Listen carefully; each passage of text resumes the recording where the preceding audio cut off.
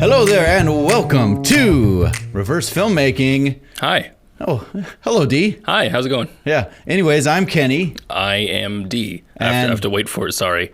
I have to wait for the You lower giving thirds. room for the lower thirds? Yeah, see, Well, let's do there's- it with enough room for the lower thirds. Okay, so here's yours, Hi, I'm Kenny. and here's mine. There we go. That's enough. D. That's enough. All right, cool. Very good.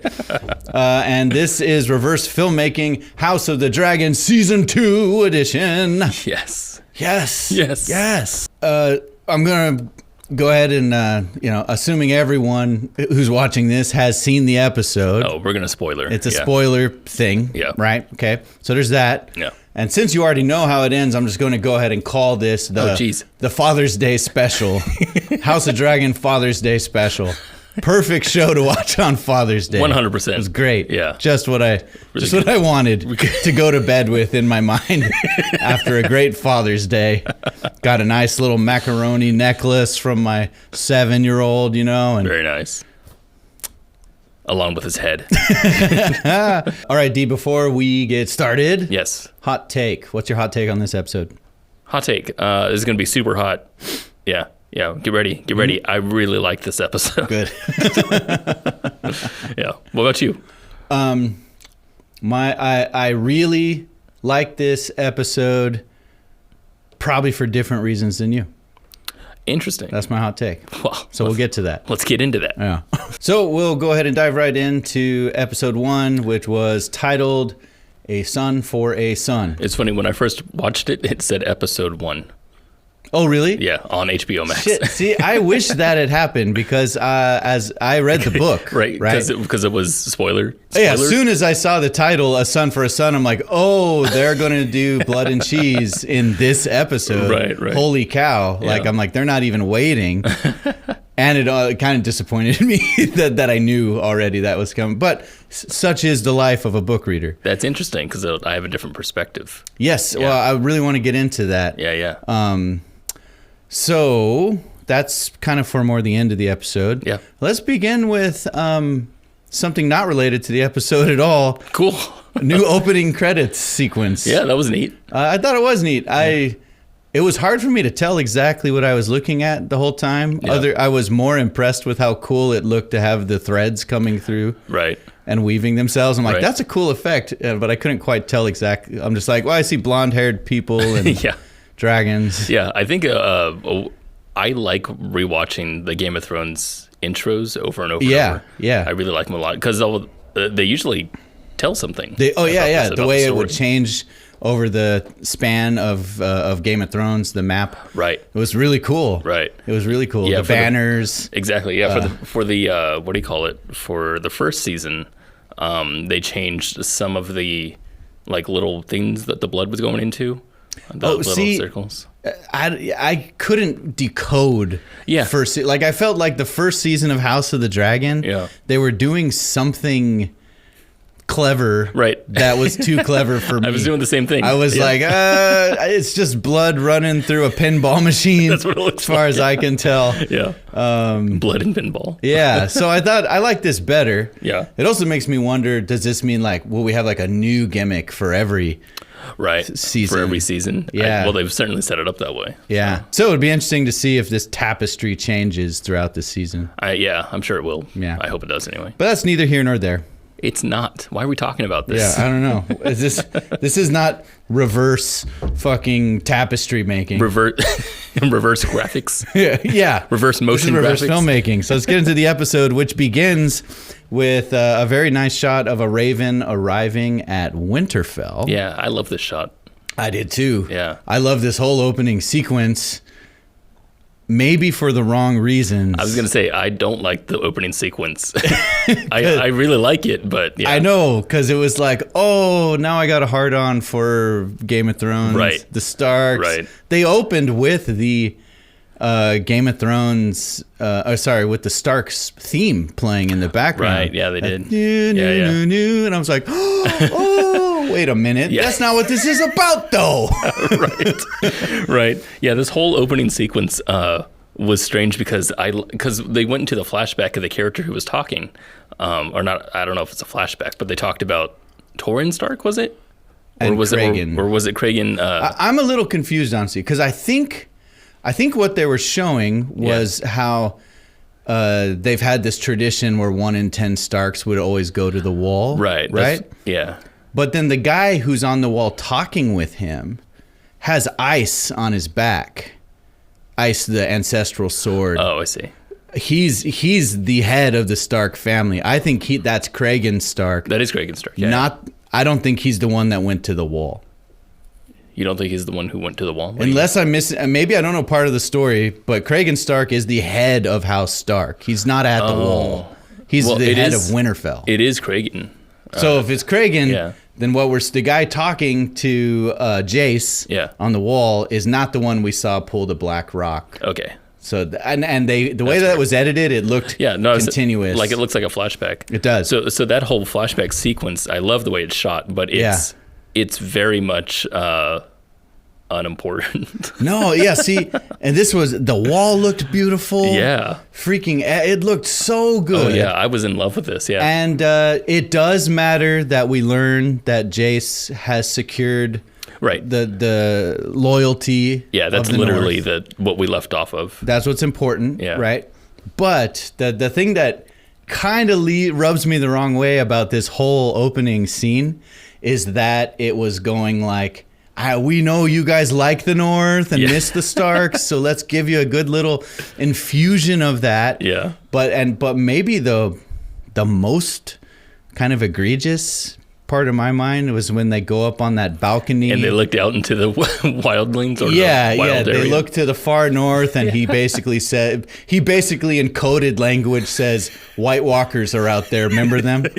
Remember them from Game of Thrones? Yeah, there's White Walkers. Yeah, it's funny because it got me excited for Game of Thrones, but it's not part of this show, right? And it's not a spoiler to say it won't be part of this show. Right. Yeah, I loved some of the language here. I loved that he was saying that even the dragons wouldn't go beyond this point. And the whole monologue that opened was really cool. Yeah, it's great. Yeah, and I love seeing the doom on the guy's face as he plucked the stone. Yeah. And he was like, "Oh, I'm going to the wall," kind of thing. Like that whole thing, the following the Raven, I loved all of it. Does not matter. This might be the most critical I get of House of the Dragon. That's probably, And probably the same for me too. I think I have the same critique of season 1. I believe there is a motivation or even a policy handed down from HBO that basically says, do whatever you can here to make Game of Thrones retroactively better. Or more, or to keep it connected and interested and tied into our other show. I could see that. Yeah, I could see that mainly because when people are watching House of the Dragon 1, HBO has no other like huge hit right now except for Dune 2, which they're exclusively on Max. Yeah. But the other thing is that every time that you watch House of the Dragon, it always at the very end, at least for me, says you'll be interested in, and it says Game of Thrones. Go to that series right now. All right, so we leave the North. Princess Rhaenys arrives at Dragonstone. Right. I didn't know that the Dragon Mount has like a garage entrance on the side. Yeah. Just kind of cool. A garage. And it's funny because in our preview episode, we talked about the visual effects challenge of getting off of a dragon. Oh yeah, remember in Game of Thrones? Yeah, and I noticed that in here. They had 2 on-camera dismountings, right? And both of them, they took new creative ways of going about it. I like that, which was interesting. Yeah, I like that a lot. Yeah. So Rhaenys arrives. She's immediately greeted by Daemon, who's like, "Get back on your dragon. We're going to King's Landing." And she's like, "Fuck off, man. You're not the king," pretty much. And then they have a talk about why Rhaenyra is gone. Right. This scene, I want to come back to this scene. Okay. Talking about it later. Yeah. Because I have comments about the writing style, about what's happening here. Yeah. Okay. Why later? I guess because it connects with a bunch of other. I guess I'll just bring it up all the time. Sure. A lot of the first episode here, the first 30 minutes, is setting stuff up for the season. Yes. and because of that, there's not a whole lot of drama. There's not a whole lot of ups and downs. So the drama that they do create is surface level drama, which is fine. Pertinent to that scene specifically. Right. So like Damon will come in and be like, give back the dragon. She's like, no. He's like, yeah. And she's like, no. And that's pretty much all it is. And then they leave. Yeah. And I'm like, okay. And that kind of stuff, that kind of dialogue happens a lot in this first 30 minutes. Right. Yeah. I honestly thought this episode would be even more sort of slow setup and reminders of where we are and what's happening than it actually was. Oh, you thought it was going to be longer? Yeah. That's interesting. Meaning I was not expecting we were going to have kind of as big of a moment as we end up having later in the episode. So I was thinking about other shows and how they handle their first episodes of the second season. And a lot of times they'll introduce new arcs or something like that. But I was thinking about Breaking Bad because that's just one of my favorite shows of all time. Now, obviously, they have a very different narrative and a lot less lore. So there's, it's easy to create drama between like 4 characters or whatever. Yeah. But the first episode of season 2 connects right back to their last transaction that they had with Tuco. It was Jesse and Walt as they're talking with Tuco, and Tuco does this really shitty transaction where he beats up one of his people. Yeah. And it's like that little moment has nothing to do with the plot, but it reveals a hell of a lot of his character. And then it creates this really weird drama between all the 3 of them, right? Mm-hmm. And then we have a lot of that. It keeps going back and forth throughout the entire episode. There's lots of little dramas that happen. And I didn't feel a lot of that in the first 30 minutes of this episode. And so it made me feel like, because I was expecting that, there were moments in the episode that I'm like, oh shit, here we go. And oh wait, there was nothing. Oh shit, here we go. Oh, that was nothing. The thing that I'm concerned about, and I'm not like raising this as a red flag, like I see it already. Yeah. But I hope it doesn't become a thing where this show starts kind of being written, obviously not this badly, but in the kind of way that Walking Dead gets written, where they tend That's a strong statement. I know that. What I mean specifically is some shows really tip their hand by focusing too much attention on a subject that wasn't previously given a lot of attention, right? Because they know the audience needs to have a little more connection to it before they do some big thing. Yeah. Today. True. Right? Yeah.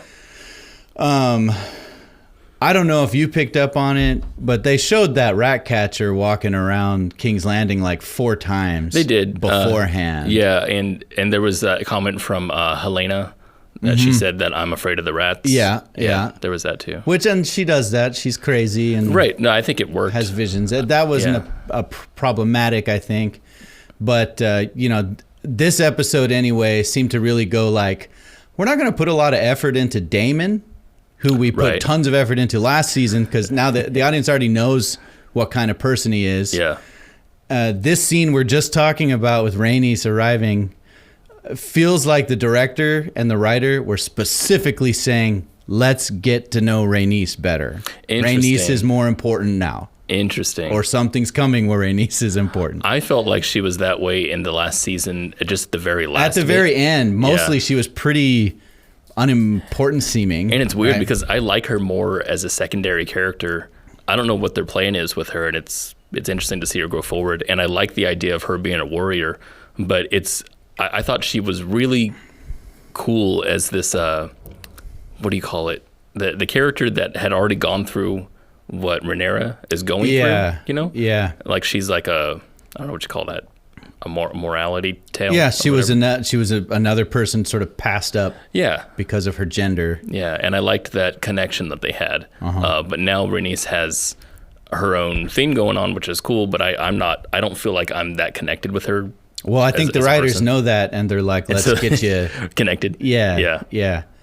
So anyway, again, that's me just like worrying about something that hasn't happened yet. Right. Yeah. We have a pretty short scene.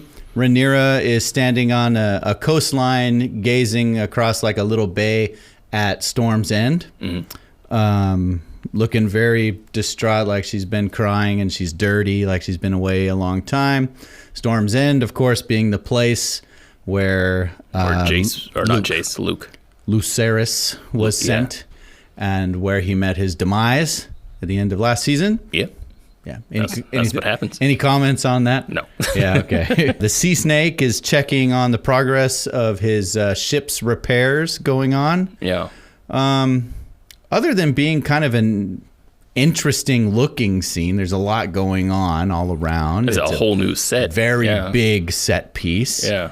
I'm not exactly sure what to make of it, other than, there's these two moments that they seem to be telling us are important. One is that he gets this knife that was intended, that had been made for Luke. Lucerys. Yep. Yeah. And he meets the man who saved his life. Yeah.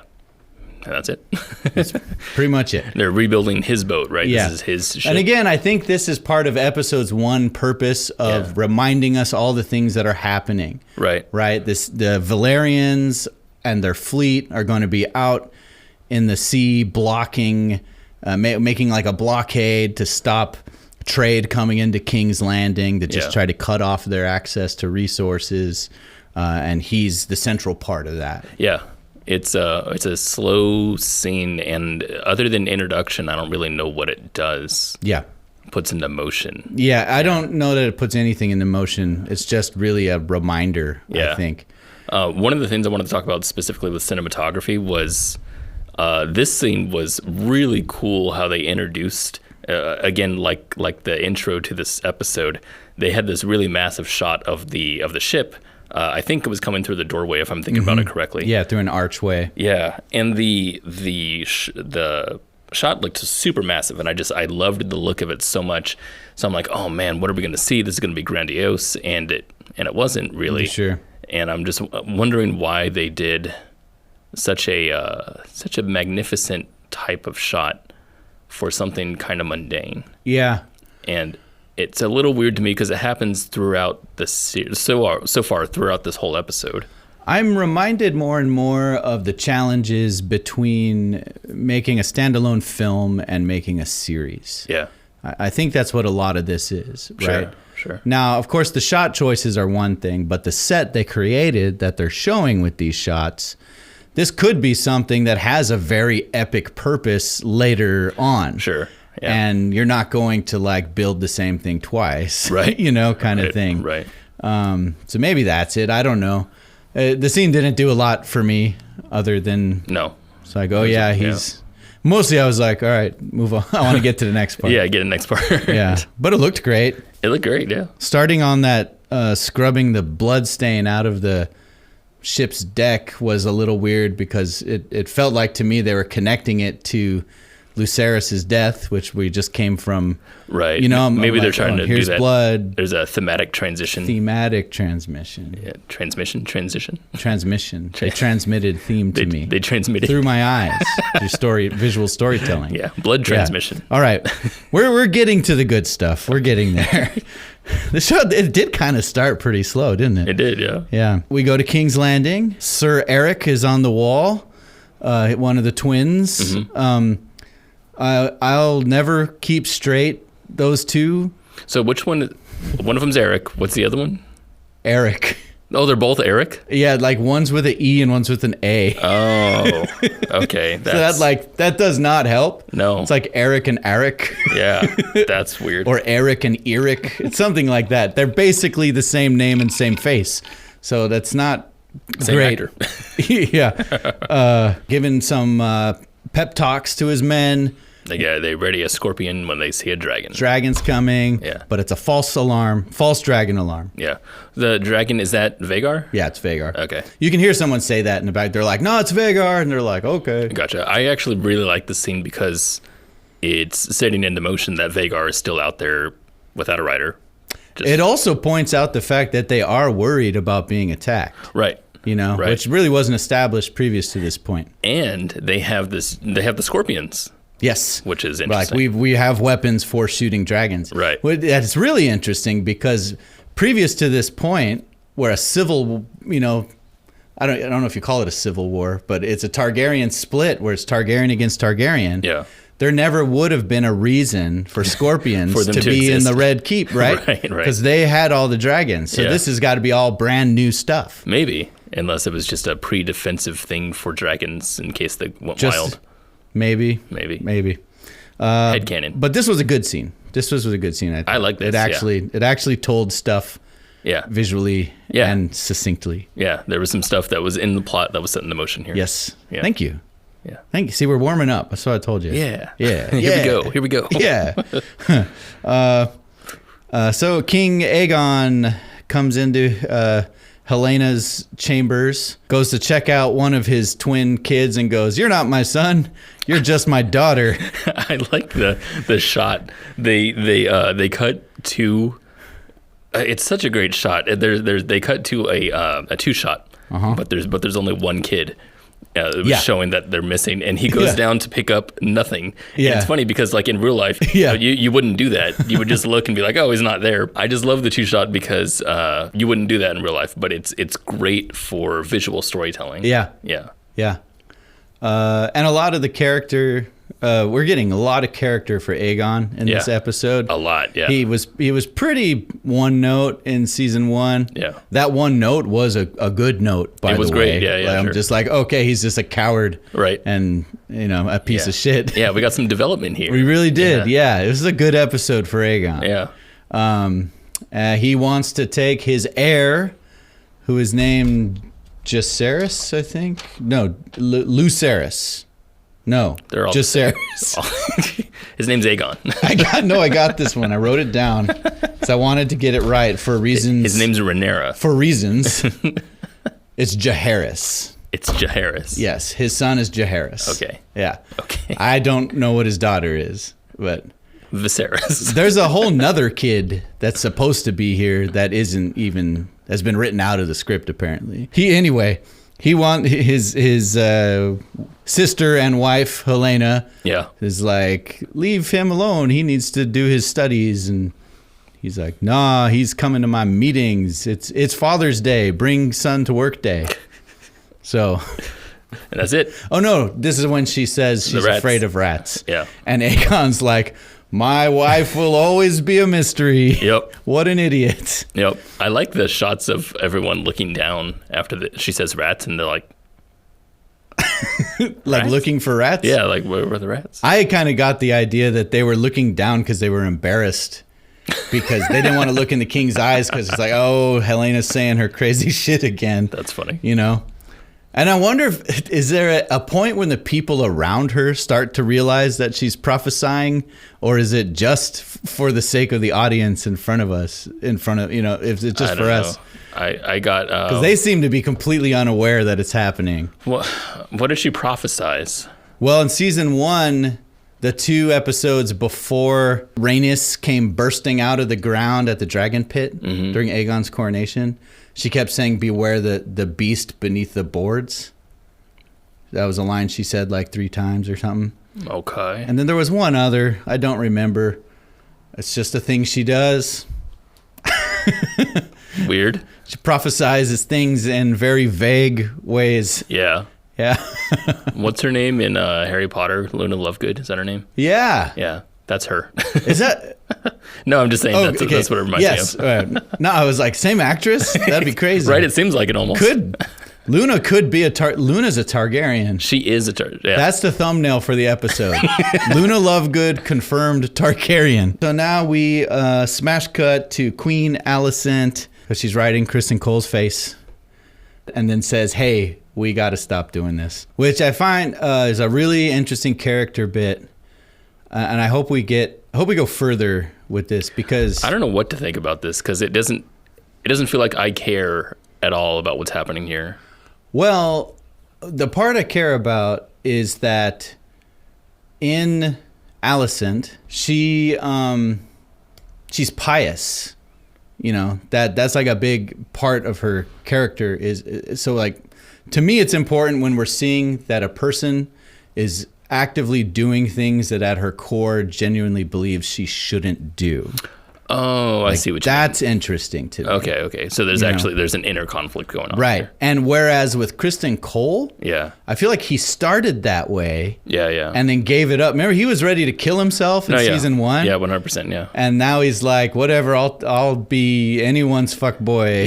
Yeah. To me, I think what happened was this feels tropey to me because I've seen that scene so many times in other places. Sure. Where somebody's does something they know they shouldn't and then says, "Oh, we can't do this." Yeah. I've seen that so many times, so I don't connect with it. But that makes sense what you're saying.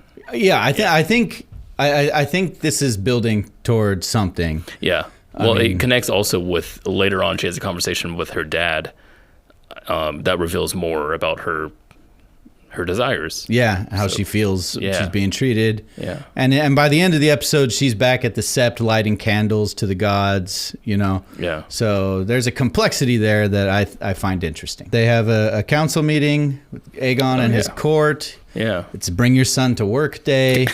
his son's a little shit. Keeps removing the little ball or whatever. There's some very cool use of backlighting in this scene, by the way, that it was the kind of thing that if I had done it by accident, I would have been pissed at myself. It just been like, oh no, it's backlit, it looks terrible. And it was cool. It was actually really cool. This is when I don't remember. Like Otto's going back and forth from the big table to like their equivalent to a chalkboard. Like a map, yeah. And he's in front of the windows where the light's coming in behind him, and he's really, really shadowed and dark with just a little bit of catch coming from the other side. Oh, interesting. And that sort of was what got me thinking about light in this episode, is because there's so many scenes that happen in dark places. Yeah. That are lit very creatively. It's really funny because I heard. I think on Reddit that someone said that the creator here, I can't remember his Ryan name. Connell. Yeah, Ryan. Condell. Ryan Condell. He said that that he took note of people's comments about how dark the shots were in the first season. And you're like, this was a really dark episode. Right. And so he well, this was a dark episode, but he has a lot of light in it. Yes. In the and I think that's what stood out to me. Yeah. To be fair, though, I did not have that complaint about season 1. I never do. You never do, but you've got weird, like, night vision eyes or something. I don't. You like dark stuff. I just like... You do. You like visually dark stuff. I like moody stuff. You have set up shots that you were gushing over where I felt like I couldn't see anything. Yeah, well, that's because you're blind. That's what's happening. Well... one time where I felt Game of Thrones went too far into the dark visually was the Long Night episode. I love that. It was so hard for me to see. No, it was for me too, but I loved that about it. I didn't. It's one thing to use dark intentionally with the idea of like what you can't see is part of the tension. That's what it felt like. I didn't think they did that. Well, to me, it just felt like a distraction. I don't see why they would have done it otherwise. It felt like there was something wrong with my TV. That's what everyone said. Yeah, and maybe actually what happened there was that a lot of people's TVs were overcompensating. No, that could be because they have those auto leveling things. Yeah, I have to turn off so much shit just to watch this series, dude. Yeah, it's crazy. I believe it. Yeah. I believe it. So I did not have that problem with season 1. I thought it was plenty well lit. I thought it was fun too. But I really like how all the dark scenes in this episode were lit. They're very cool. Yeah. In fact, it gave me like ideas, Yeah. There's a scene, I'm jumping ahead a little, but there's a scene where Damon... in front of the dragon window. That was cool too. Yeah. But specifically, when he's in the cell with White Worm, the woman, and they're in a 2-shot, but he's sitting behind her looking one direction, and she's in the foreground looking the opposite direction. And he appears to be lit by like moonlight coming through a window, while she is lit by like a candle over here. Yeah. And it looked so freaking dope. It looked really good. It's creative, yeah. Did you feel like it was... Are we showing that Aegon is one of those crazy Targaryens who could be really cruel? Right. Or was he just an immature little boy wanting to be an ass? So this is the reason why I brought up... Those are different things. Yeah. This is the reason why I brought up the dynamic we were talking about earlier about how this is setting up a lot of stuff because I watched this episode twice. The first time that I watched it, I was like, oh shit, this is like a Joffrey moment, right? Right. Where yeah. He's like, give him a pony ride. Yeah. He's like, humiliate. Yeah, humiliation. That's how I felt first. And then when it didn't have a payoff, then I was thinking, oh, maybe what they're doing is they're showing a different kind of characteristic. Yeah. Yeah. Because remember later he's like spinning his ball. Right. And he it. literally does this. Yeah, and after you see the whole episode, you have like the scene where he's with his fucking frat brothers, right, and they're all like drunk, and they're talking about different names. Yeah, it's like, stop calling me magnanimous. Yeah, they said the dragon cock. Yeah, and that totally changed how I saw this scene. I'm like, oh, okay, he's not like, what was his name from Game of Thrones? Daenerys' brother, season 1, the dude that gets the gold poured on his head. I think so. Same as Viserys, yeah. He was just belligerent evil person. Right. And at first it felt like maybe they were saying Aegon was that too, but by the end I went, nah, I don't think he is. No, that's what I mean. Is that for me, and I think for many other people, you're trying to see the drama that's happening in parts. Yeah. And I don't think there's a lot of drama happening here because I think they're just setting stuff up. Yeah. And thus it feels kind of, what's the word? Non-conclusive? Unconclusive? Yeah. And in fact, I'm glad this episode has the hat on it that it does in the end. Yeah. The cherry on top, because otherwise it would have been kind of a slog. Maybe a somewhat necessary slog to just get the show going again. Right. But still, yeah. By the end of the episode, I start to, like season 1, I felt like Aegon was just a shit and a waste of a human. Yeah. But this episode kind of made me go like, maybe he's not that bad. He just shouldn't be king. Yeah, we're building empathy with him. He didn't really ask for this, but he also has to. So he's like, well, I'll be king, you know. Right. Aemon eventually joins the council meeting, and everyone seems to be throwing shit at Alicent and treating her like she doesn't matter. Yeah, and Otto is heavy hand vibes. Who would have thought? He's very in charge. He's a heavy-handed hand. He's a heavy-handed hand, yeah. Yeah. I like when Alicent puts Aegon in his place and it's like, stop messing around and get your kid out of here. Yeah.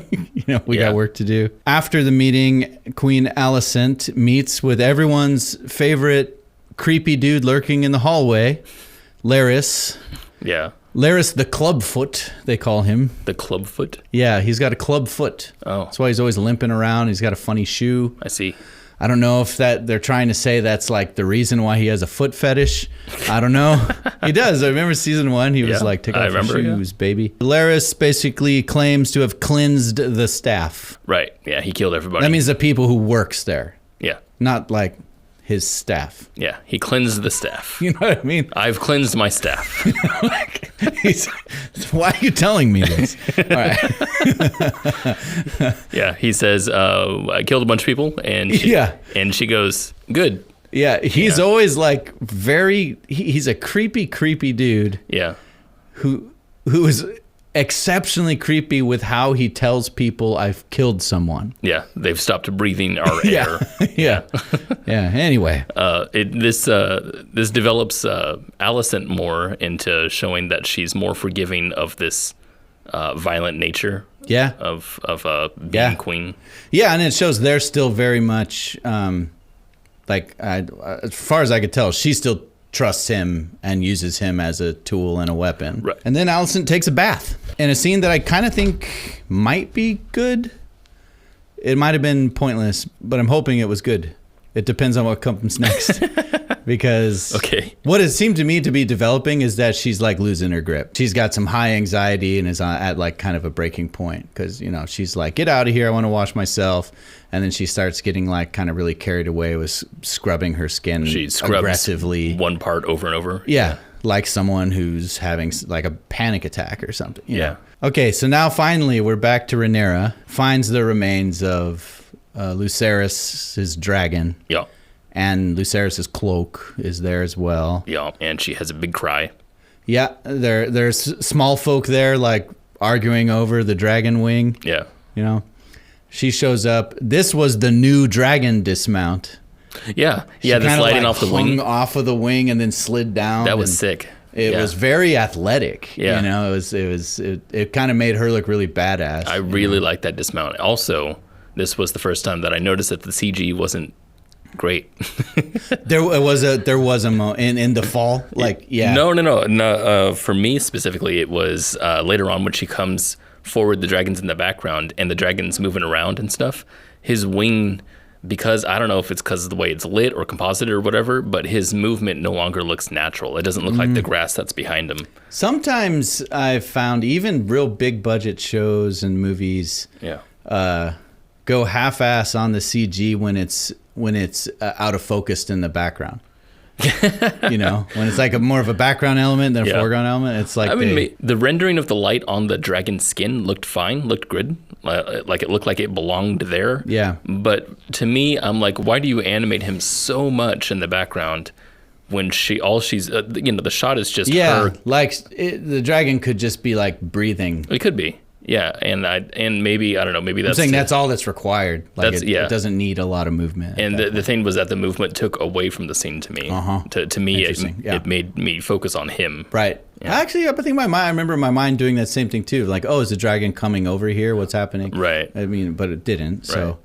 I liked the second part, the second shot of the scene where he howls or growls or whatever the fuck it is. Yeah, I forget what their name is. The actor that plays Rhaenyra, non-binary actor, had so few lines in this episode. Yeah. And freaking gave a good performance. Really good, yeah. Yeah. Yeah.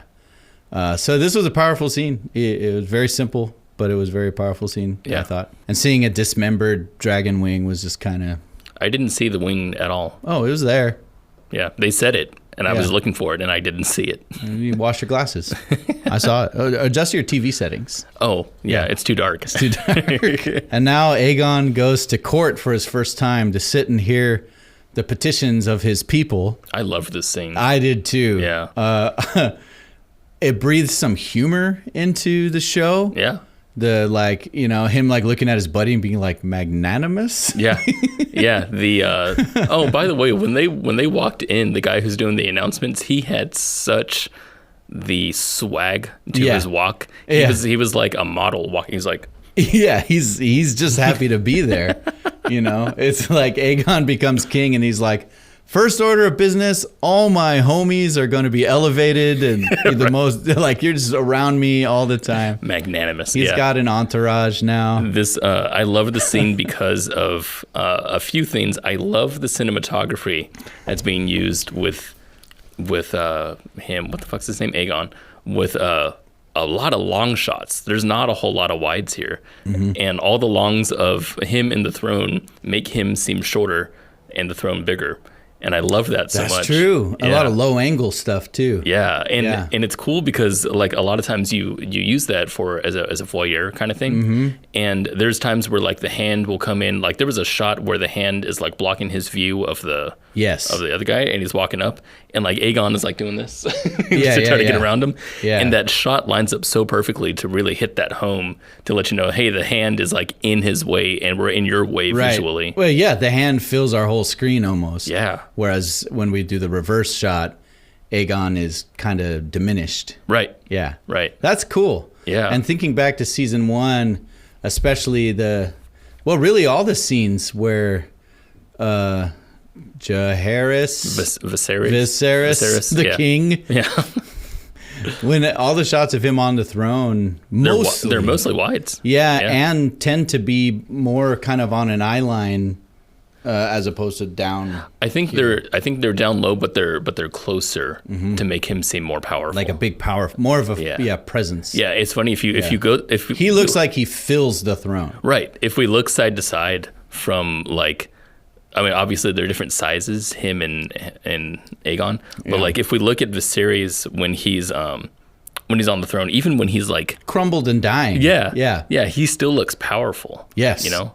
Yeah. And that's really a good Aegon looks like he's going to be swallowed up by it. Yeah, exactly. That's cool. That's really cool. I love that. I love that. And character development here is fantastic. Amazing. It's almost absurd, right? that Aegon could be put on the throne and put in this position with seemingly no knowledge of how things are supposed to work. Right. You know, like the guy's like, the crown took 1/10 of my sheep, and he's like, you shall have your sheep back. Yeah. He's like, wait a minute. It's like he's never seen this done before. Right. Was not given any preparation. Right. He's just like winging it. It's perfect. Yeah. It is absolutely perfect for us to know who he is. Yeah. But it's so interesting to me that this character who I before this season began, I thought was kind of a one-dimensional slime ball. Yeah. But he's kind of like, no, I want to give people shit. Right. You know, I want them to love me. Right. Like, that's what I'm gathering. Yeah. There's some development there. I love that. Right afterwards, he bumps into creepy Clubfoot. Yeah. And we see more politicking kind of like shadow control happening here.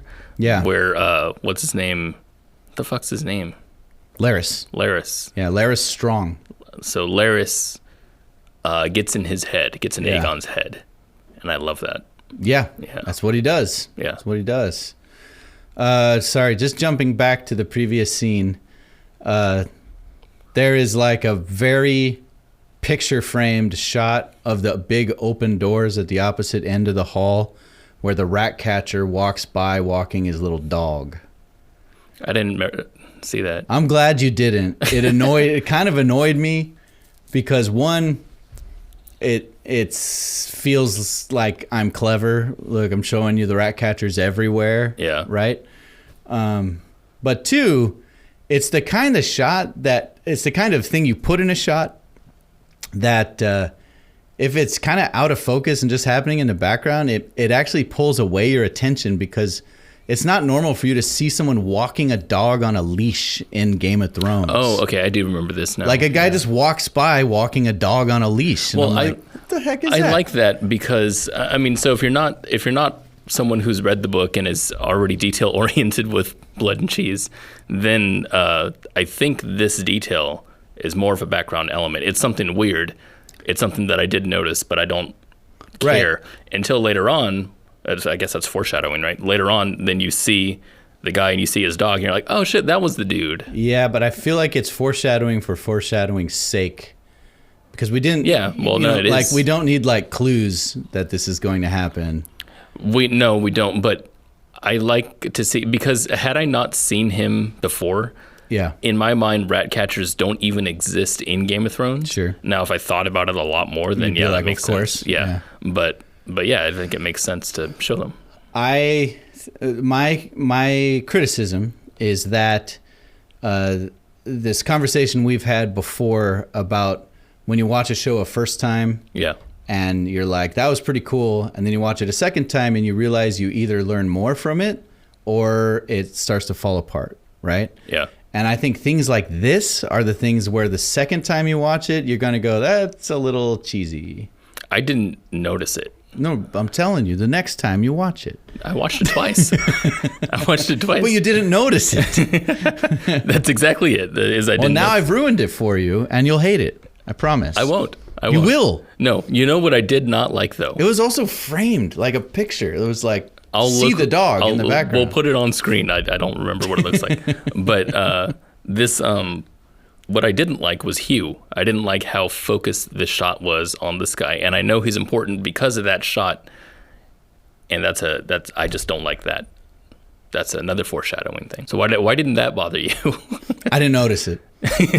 Well, you did, was the thing. I will, though. You will, though. I will the next time. Okay. Anyway, Laris is planting the seeds of doubt about Otto Hightower. Yeah. And I think my interpretation of Laris is that this was not something he'd been planning or thinking about, but he saw what happened in court. He's like, oh, the hand just kind of walked right over the king and told him he was wrong. Yeah. That's an opportunity. That's a place where I can make another wedge. And now we have Otto and Alicent having their talk. Right. So this was interesting because when I was later analyzing this scene, because I had taken notes on this, I had written down all the scenes that I felt like didn't matter, and this was one of those scenes. To me, it felt like it didn't matter until I watched it a second time, and I had the subtitles on, and I was like reading. I was taking in all the details this time. A lot of times it just washed over me the first time. Mm-hmm. Second time I actually took it in, and I realized what she was saying, and she was saying things like, there's the obvious part, right? Dad, you let me be the queen, right? Let me do my ruling. But then the other thing was saying, I want victory. And Otto says, what's victory to you? And she says that it means Rhaenyra bends the knee. Yeah. We go back to peace. Yeah. And he says, that can't be done without violence. And she says, I know. And I was like, oh, damn. And then, and she also says, a word that I had to look up. She says it doesn't have, he says that it requires violence. And she says, but that doesn't mean it has to be wanton. Mm-hmm. Which I'd never heard that word before. Right. Which basically means like for the sake of violence. For the sake of violence. Right. And he agreed. And I was like, damn, that means that she has plans of how to like twist and turn everything to make it make more victory. And I'm like, that is really interesting. Yeah. She's way more complex now. Yeah. The thing that came into my mind watching this scene, having it in the back of my head that blood and cheese is probably about to happen. Yeah. Is that, she's about to be beat to the, this no wanton violence thing is about to just go right out the window. So basically Otto's like, okay, we'll stop being dicks to you. So meanwhile, at sea, a couple of Velaryon ships board some other ship. Oh, right. Yeah. Yeah, this was where they show White Worm. Where they find White Worm as a stowaway. It was weird to me not knowing what this ship was, where it came from, where it was going, and why they were boarding it. This was a completely random scene. It was that was all kind of random. Yeah. And I guess she was fleeing King's Landing? Right. So she's fleeing as a stowaway, and they needed a way to work her back into the plot visually. Yeah. And that was by stopping it by the blockade, and that was... Yeah. Season 1 ended with her, like, house being burned down. Right. I think so, pretty sure, yeah. I couldn't remember if I had interpreted that meant she was dead or not. I didn't really care about her at that time. No, not really. Yeah. I mean, she seemed like a pretty BC level character. Yeah, it's weird. She has this energy I really don't like in shows and movies. And it's that the thing that a character that is morally right all the time. And I know she's not morally right, but as far as we're concerned, as far as the plot is concerned, she is always making the right decisions all the time. And she's not a flawed character in that sense. You know what I mean? So like, for example, Daemon's a flawed character, right? He's obviously a shitty person, but also does some good stuff. He's conflicted. I get that. But there's also the flaws in his characteristics are that he does things that end up being wrong, right? Okay. Like trying to instigate violence with Otto Hightower when they're meeting at the bridge in season 1. Right. And he tries to do it. Rhaenyra stops him, and he's like, fine, right? Like he's going against the grain when it comes to the plot. Oh, yeah. Okay. So White Worm... She's never against the grain with regards to the plot. Exactly. She is being used to do things the way that the plot needs them to be done. Yes. She's definitely morally flawed, though. Okay, yeah. Ethically, morally, the person, the human himself, sure. Right. But she's really a plot device that keeps working in the same way. She's a plot device. Yeah. And I don't ever feel like... I feel like she's playing too big of a role. If that's the case, and if that's what they're doing, then it's kind of disappointing that they did it poorly, I think. And because, Daemon eventually makes this deal with her, right? Saying like, hey, I can set you free if you can help me get into King's Landing and kill Aemond. And then what proceeds after that seems to be completely Daemon all on his own. That's funny. I didn't even think about that. It doesn't feel like she had anything to do with it. Well, yeah, she told him About the rat catcher, About maybe? the rat catcher, I guess, yeah. I guess that's the only thing I can think of. Yeah. But it looks like the city watch guy takes him to the rat catcher. Like he knew Damon. He's like, oh yeah, rat.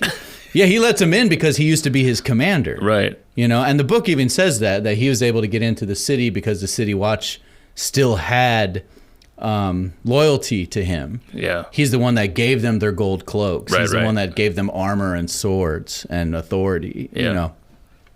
So they like him still. So he shows up and he's like, Commander. Yeah. You know. I like how easy that's shown visually. Yeah, that works. But my point is that almost makes White Worm seem unnecessary. That's what I mean, yeah. And even in, like, because in the trailers for season 2, she is in there. Her voiceover is in there, which means she's got to be an important character. Yeah. And she says things like, there's other ways to win a war or something like that. And I would have thought that soliloquy would be in this episode. Right. Well, when I saw it in the trailer, I immediately thought, oh, she's about to tell them, here's how we go kill one of their kids with using cheese and blood. Right. You know, they find her, they arrest her. Damon confronts her and calls her like a traitor and locks her in a cell. And then he exchanges heated words with Eric. And that was the scene. I thought it was a dumb scene. It was a dumb scene. And not the him talking to her I thought was great. Yeah. Because they have a past. No, together. The Eric thing. Yeah, the Eric thing was felt dumb. very shoehorned in. Yeah. And again, I'm not saying it's as badly written as Walking Dead, but this is kind of like the Walking Dead phenomenon. They remind you of something? Yeah, they're like, oh, we need to make sure that we keep putting Sir Eric and Sir Eric in your face. Right. And other things that are going to be important, you know? Yeah. And that was something that I felt in season 1, actually, when both of them were introduced.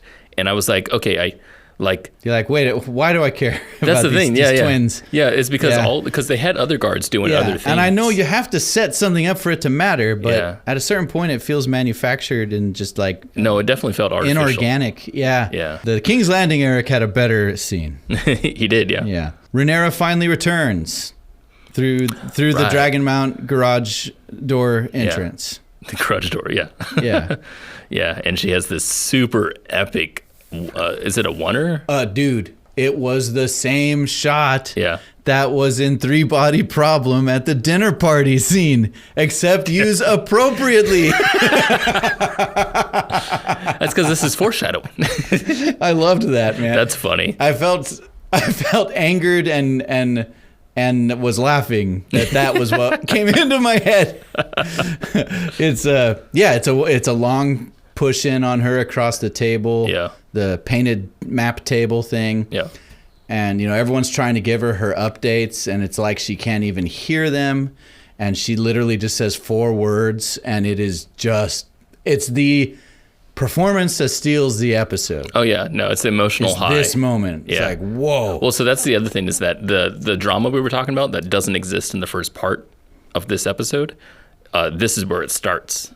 That's right. This is where it begins. Yeah, this is kind of where the story begins of this episode. Right, and this is, I think this is about 35 minutes into the episode. Yeah, I'd say so, yeah. So this is where I was like, oh, shit, here we go. Right. Plot starts, yeah. Yeah, so that was powerful. Her 4 words, I want Aemon Targaryen. Yeah. And then walks off. Yeah. And, like, that was damn good. Well, actually, this is interesting because... had we started the episode with that, do you think it would have been diluted some? Yeah, I think so. I think it was because we were craving drama at this point? Maybe a little. Yeah. Maybe a little. I think it was important that we got the story that she had disappeared for a long time. Yeah.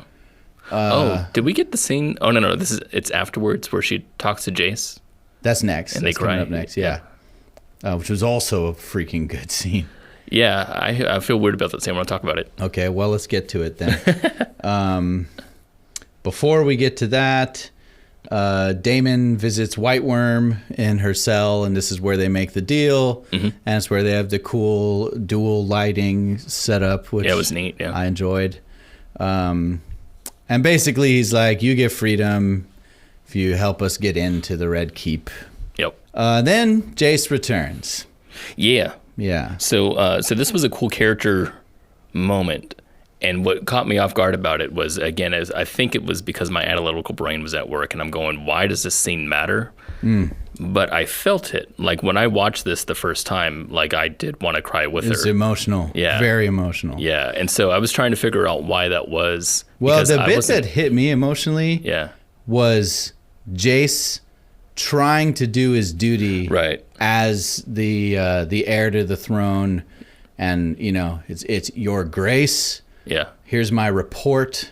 And every word he says, he's cracking more and more. Okay. Falling apart. So what this is then, it's a moment for us to understand that Jace is still trying to do his duty. Yeah. That's what this is. Because everything else in the scene, the very strong emotion comes, at least from what it feels like on the surface, is the crying, right? Everything that we're talking about, you know, his brother's dead. This is a sad moment. But I'm trying to figure out, why is it so sad when we've already seen Rhaenyra crying this whole time and we already know he's been dead for so long? For one, it's his first time back with his mom. Yeah. Personally for him, yeah, it would make sense that that's what happens here. For me, for the viewer, I'm trying to figure out why we care for Jace at this moment. And I think it's because it's a maturing moment. It's because he's trying to be higher than the emotion that's here. And, you know, and failing. I'm supposed to be a man now. Right. And I really need to be a little boy with my mom. Yeah, that's interesting. Either way, it was certainly strong. Yeah, it was great. Yeah, it was strong. Good stuff. And so then we have a funeral for Luke that is intercut with Alicent visiting the Sept in King's Landing. Yeah, this was a slow pacing to me.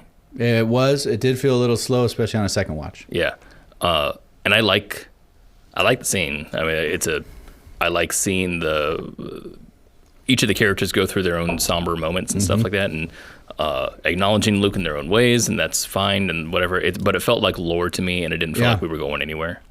What was interesting to me, season 1, I was never once Team Green. Okay? Yeah. Never once. Yeah. I just always felt like they're kind of the bad guys. Right. And I want these fucking psycho Targaryen incest couple to win. Right. That's what I felt like in season 1. Yeah. Having Alicent now in this place where she's like, you know, no one's really listening to her or taking her seriously. Yeah. She's having this like crazy sexual escapade with the Sir Kristen guy Cole. who never ages. Yeah, with Kristen Cole on the side. She was wanting to strategically avoid wanton violence, and she literally goes and lights a candle for Lucerys. Yeah, that I loved. Yeah, because that's more complexity for her character. And that's why I think this episode is mostly about her than anything else. Yeah, I think it's really setting her up for the punch of what's coming. Sure. Right? Yeah. And I think that it's done very effectively. Yeah. I mean, she's really putting herself in this place now of like, I want to think higher than everyone else. Right. And be the one who can, you know, see with clear eyes. Yeah. Be the moral high ground. Yeah. And try to find a solution out of this where we don't all kill each other. Yeah.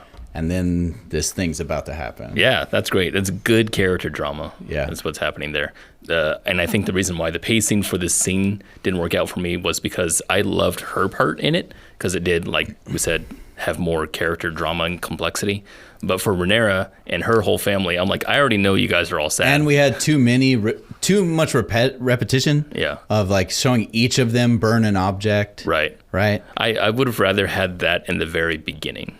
Yeah, you know? Or even just burn one object, like just put his I suppose, stuff in there and something like that. But I guess this is how Targaryens do a funeral when there's no corpse. Right. They burn their stuff. Right. And but yeah, it was a great scene for Queen Alicent. For Alicent, yeah. I do think so. Good stuff. It's now dark, it's nighttime, and Daemon is in a little rowboat and he's sneaking into King's Landing. As we mentioned before, he literally can jingle a sack of coins at the gate and just get let right in. Yeah. This big old bruiser is like, "Hello, my lord." Yeah. He has the craziest low voice ever. He does. Yeah. Like, I love it. Yeah. He is like a cliche of a big, dumb muscle man. Yeah. He says, Damon says, is there any loyalty left or disloyalty toward the Hightowers? He's like, "Fuck the Hightowers." Yeah. Fuck the Give me your Hightowers. money. Yeah. And so he gets in like it's the easiest thing ever. Right. Yeah. Which again, does White Worm really matter? Right. Right. And they go and meet the rat catcher. He's never called Cheese in the show. Yeah, and so I saw in the subtitles, there's like sometimes you see names of people that... Did they call him Cheese? Yeah, so they call him cool. Cheese, and they also call like the dragons by their name too. All right. Yeah. Well, he's not acknowledged as Cheese. Right. But he's very weaselly, rodent-like in his behavior. Oh, man. And he's eating cheese. Yeah. Yeah. I love the introduction to this scene where Damon comes in and he says, "Oh, you're a betting man, right?" And he says, "How much are your debts?" And hands out coins. Yeah. And the guy goes to like get him and then takes him away and just realizes at that point that that's like Damon was making a statement. He's like, "Oh, I already got my answer. I know exactly who you are now." Yeah. That. These two portrayed the roles perfectly. Yeah. I thought. All right. Yeah. So they're in the. So this is a thing that's in the book, right? Oh, yeah. So what exactly? Because I don't remember him being called Blood. Well, he is. His name is but Blood. they don't call him that in the show. Okay. But they were referred to as Blood and Cheese, and they were. This guy was a Kingsguard member who was kind of just known as a killer for hire. Okay. Was just a violent dude. And so he has a backstory-ish. A little bit, yeah. Okay. Yeah. He kills. He's a killer. Gotcha. And then Cheese knows the Red Keep in and out. He can get you in because of his rat killing. But both of them are just super corrupt and will do anything for money. Gotcha. Kind of thing. Okay. In the book, they are not sent in with the express job of finding Aemond. That was very much made by the show. I think it's to make Rhaenyra's hands look a little cleaner. Yeah. Of what eventually happens. Because the show seems to say that it's Daemon who says, if you can't find Aemond, kill a son for a son. Oh, I see. Don't be spoiling things now. Well, no, because that's how the scene ends, right? Yeah. The scene ends. You said it makes it seem like, don't be spoiling things now. Well, no, they don't actually show him say it. I know. Yeah. So, but that's what it looks like. No, so I do want to talk about that a little bit, and maybe this is a writing flaw. What's happening here? Because when Cheese says, well, we can't find Damon or whatever. Yeah. Or he doesn't have that deep of a voice, but when he says that, and then Damon just looks at him, and then we cut. What I imagined happened, because of what I know from this point, is that Damon is a very no-nonsense kind of person. I'm thinking he's just like, well, then I'm going to kill you if you don't find him.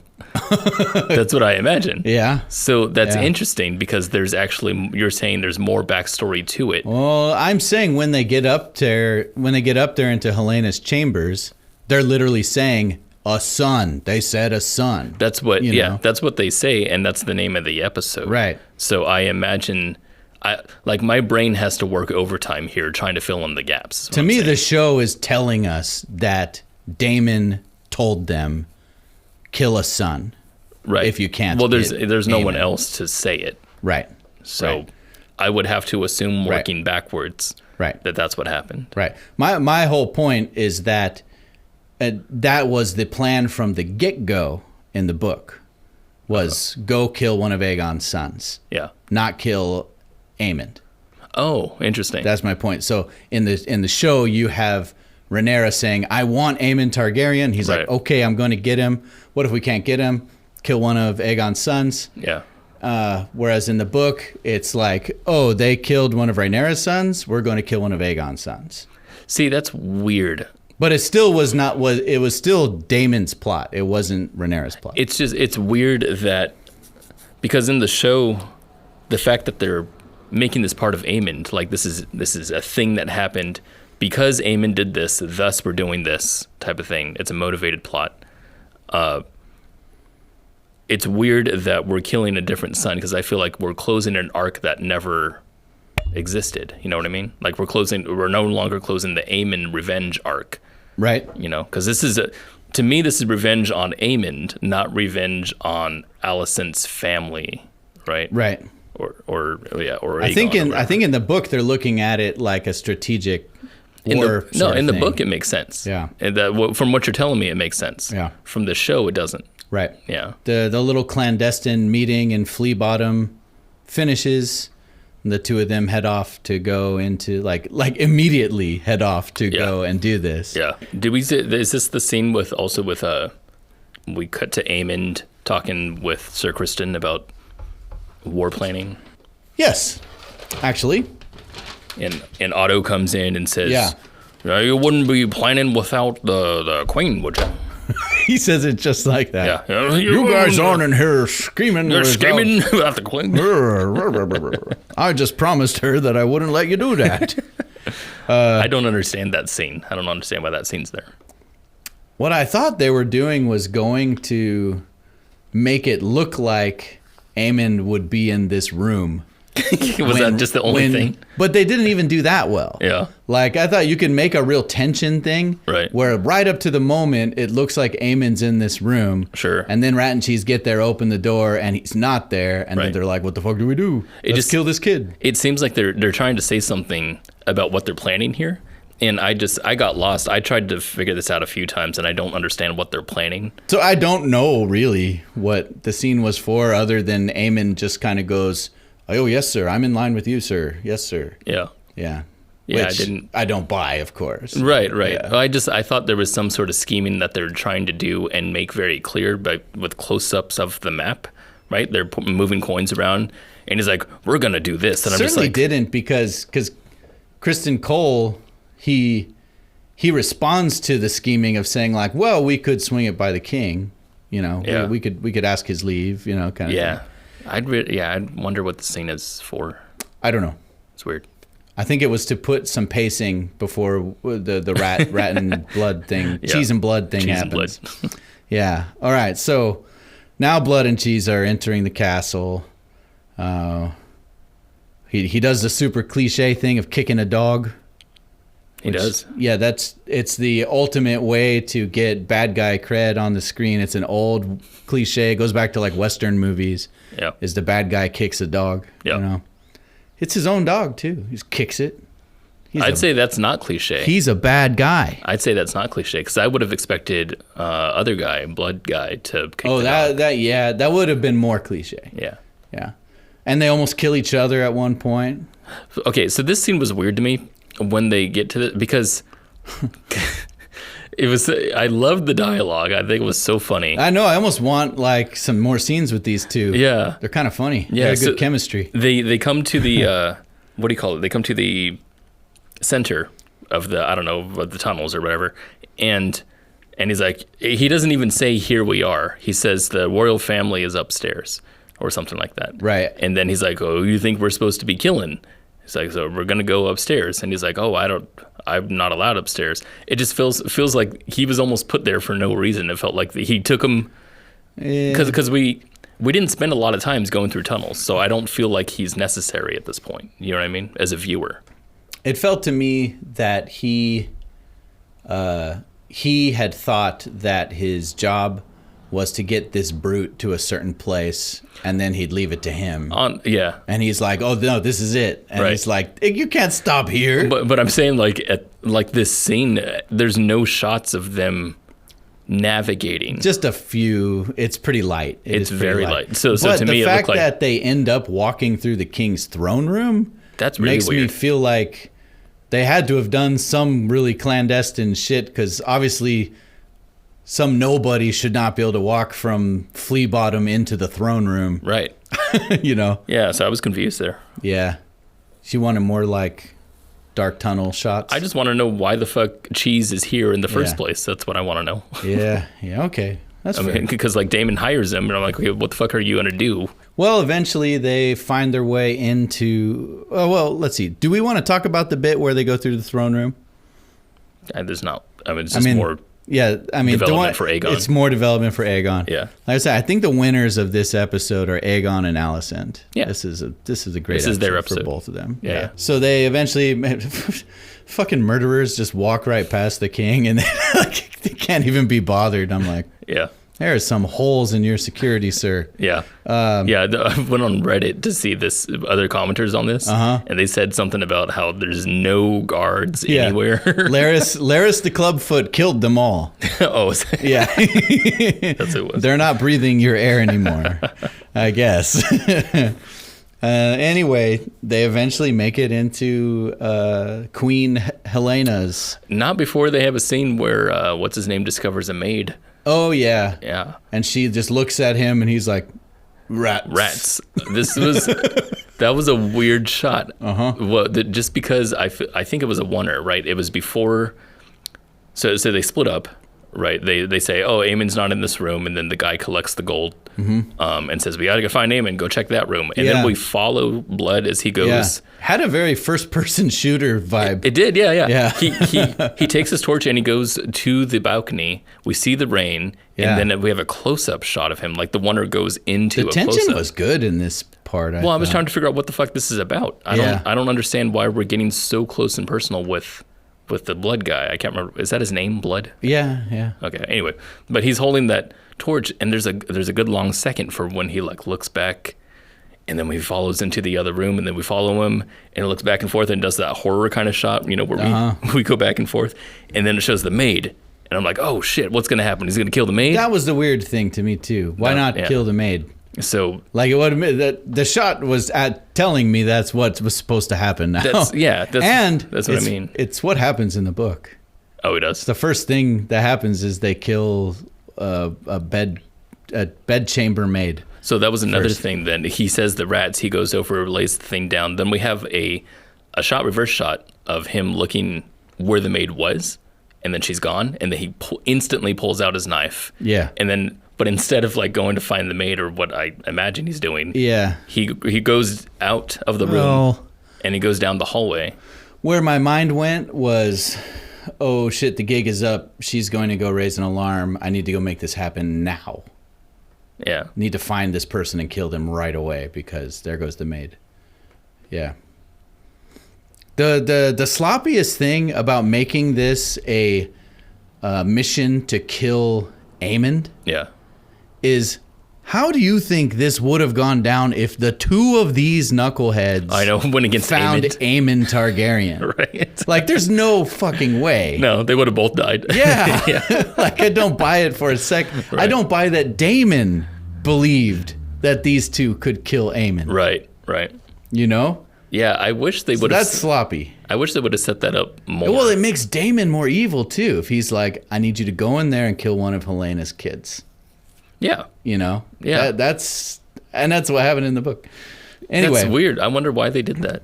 I don't know. And I don't know why they did this third change, which is the omission of Baelor, Balon, Maegor, whatever. We're deciding their name is. They literally say that he's the king's heir.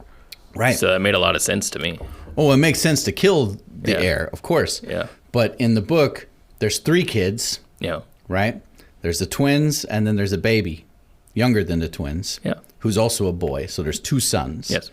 And they don't ask which one is the heir. They ask, which one should we kill? We'll let you choose. They tell Helena she gets to choose. Yeah, so that seems... They said, son for a son, choose one. That seems weak to me. It was good in the book, dude, because because she's like this very simple-minded person, you expect that she's going to be, like any mom would. She would just freak out or panic or scream and be like, kill me. Right. But they tell her, they're like, you have to choose one. And she goes, oh, okay. I guess this one. Yeah. Because he's still really young and he might not be as scared when you do it. And then Blood literally says, you hear that, boy? Your mom wants you dead. Oh. And then he cuts off his head with one swing of a sword. Interesting. And the baby's head goes rolling across the floor. Okay.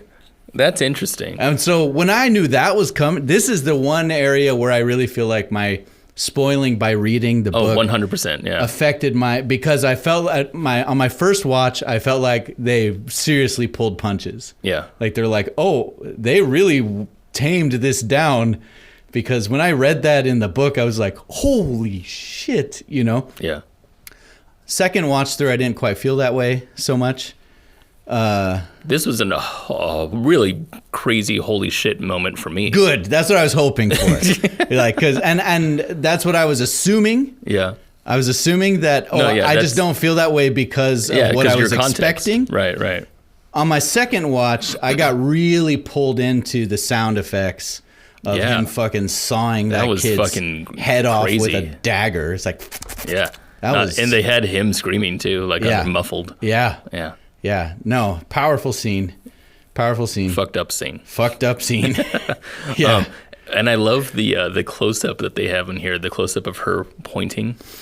Dude, she looks so much power wild. In that scene. That's crazy. Yeah, that was wild.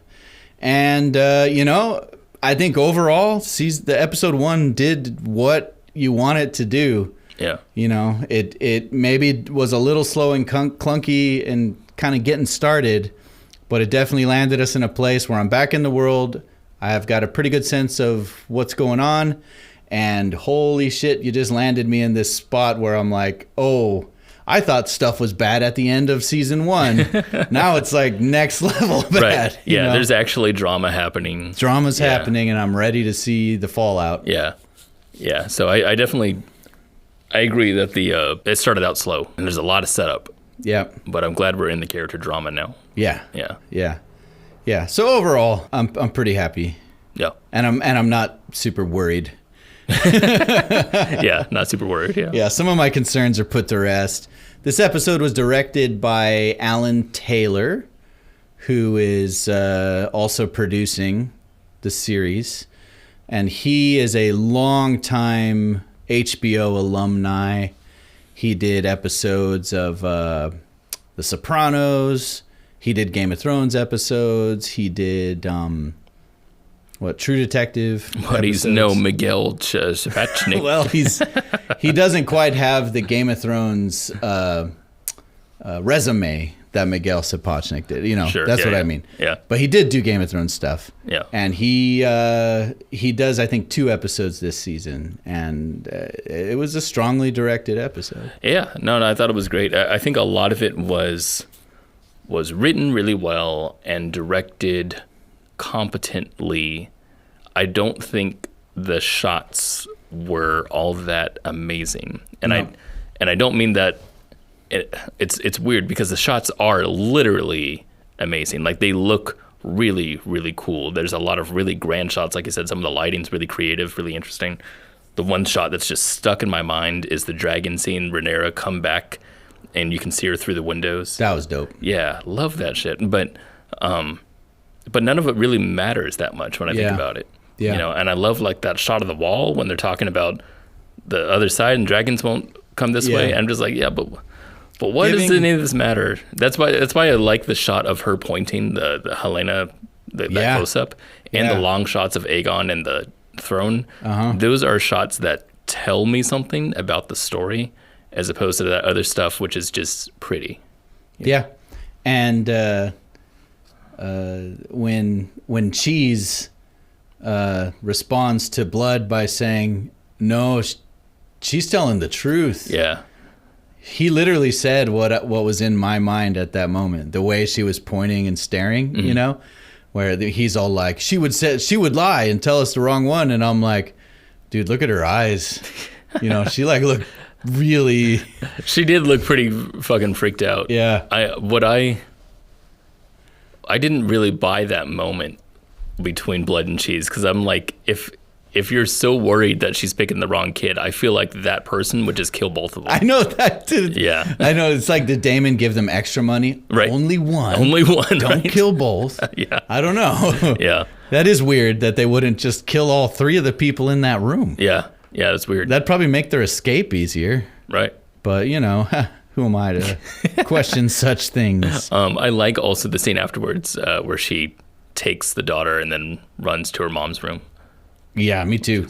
I like the shot. Yeah. Yeah. What would you want to do to have made this a better episode than it interesting. was? Interesting. Yeah. If you're a filmmaker in any capacity on this show, what would you do differently?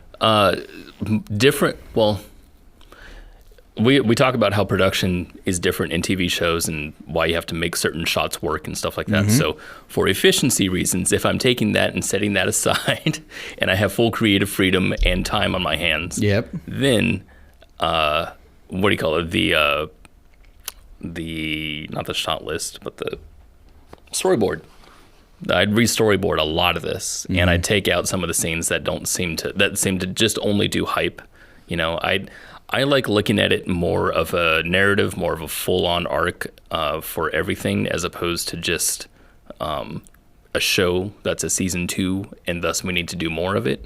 Yeah, so more important shots. Yeah, that's what I would put in. Yeah. What about you?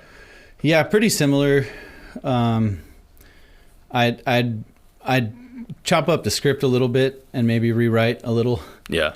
I think the meeting with Craig and Stark should have happened at Winterfell.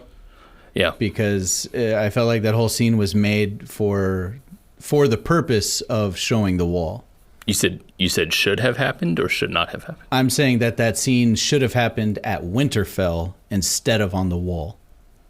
Oh, I see what you mean. Because I think it was done on the wall for just the sake of let's go to the wall, right, and make references to the others on the other side. Yeah, and, yeah. You know,